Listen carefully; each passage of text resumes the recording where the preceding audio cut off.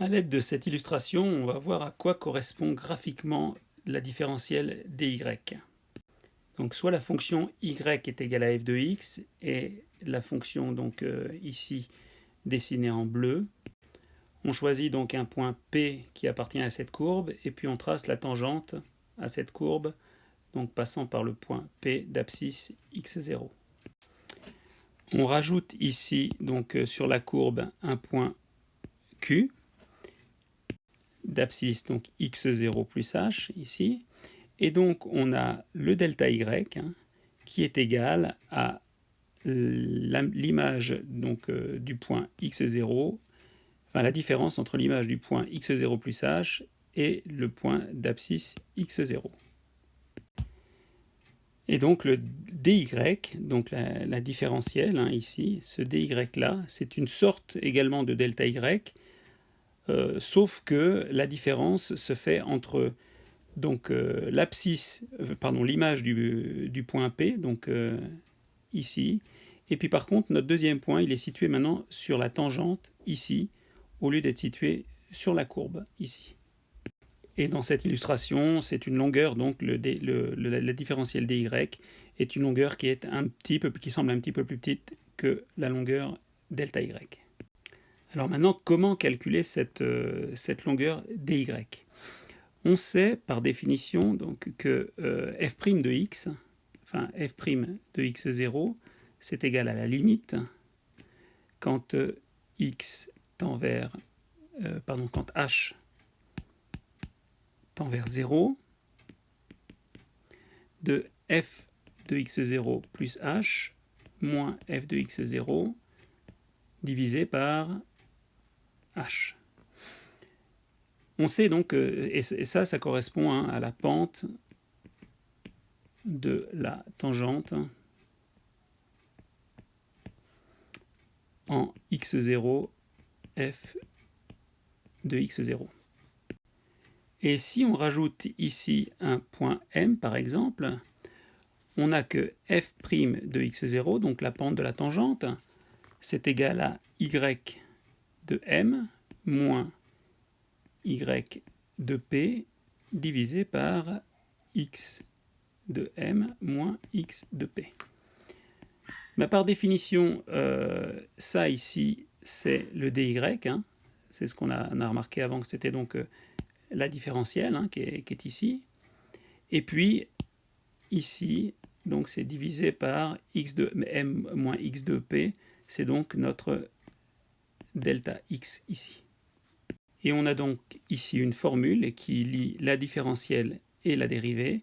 Donc la différentielle dy, c'est égal à la pente donc de la tangente en p, c'est-à-dire la dérivée de la fonction au point x0, fois delta x. Donc dans cet exemple ici, on a un dy qui est un petit peu plus petit que le delta y, comme je l'avais déjà énoncé auparavant.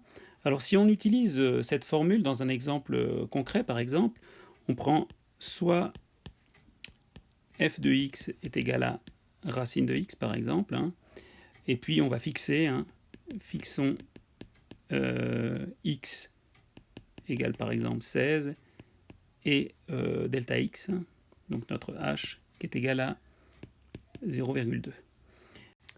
Alors si ici on fait le calcul, on a donc delta y qui est égal à f de x0, donc 16, plus 0,2, comme ça, moins f de 16, et on obtient donc ici, ça fait donc racine de 16,2 moins 4, ce qui fait 0,0249.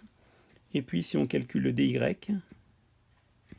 on a donc dy est égal à f' en x0, donc en 16, fois le 0,2. Je rappelle comme ça au passage que la dérivée racine de x est égale à 1 sur 2 racines de x. Et donc ici, on a dy qui est égal donc à 1 divisé par 2 fois racine de 16 fois 0,2, ce qui fait 0,2 sur 8, et ça donne 0,025. Donc on voit que ces deux valeurs sont extrêmement proches, ici 0,0249 et ici 0,025. On remarque que ici, c'est notre delta y qui est un petit peu plus petit, mais c'est parce qu'on a cette fonction-là qui n'est pas exactement la même au niveau graphe que celle qu'on avait vue avant, qu'on avait vue dans notre exemple.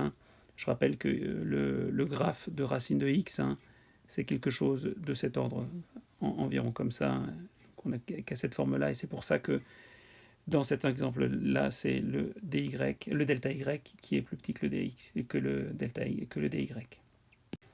Donc une remarque importante ici, c'est que quand on a un delta x, donc cette longueur-là, qui est petit, alors c'est subjectif bien entendu, mais dans ces cas-là, plus c'est petit, plus finalement la valeur de delta y est très proche de la valeur de la différentielle. Donc ces deux valeurs ont tendance à être très proches l'une de l'autre. Donc ici on peut rajouter un commentaire par rapport à la notation. Si on prend la fonction identité y est égal à x, alors le dy c'est donc égal à la dérivée de x fois delta x, et c'est donc égal à delta x. Autrement dit,